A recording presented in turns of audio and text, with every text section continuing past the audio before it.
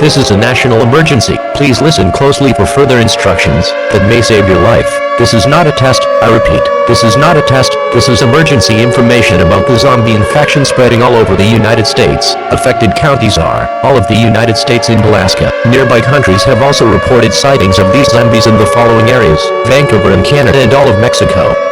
These zombies are very dangerous. If you think you are infected, commit suicide by shooting yourself in the head. If you do not commit suicide, you will become a zombie. The infection is spreading at a very fast rate. Symptoms of the infection are vomiting and vomiting blood, increased aggression or agitation, restlessness, hallucinations, muscle twitching, racing heart, tachycardia, hyperventilation, strange cravings you don't remember, falling asleep at unusual times, craving for human flesh or human blood or brains, uncontrollable urge to bite or kill any human in sight, red eyes, bloodshot eyes, pale skin, slurred speech, and death. About 1 hour after death, the corpse will reanimate into a zombie. These beings are no longer human. I repeat, these beings are no longer human.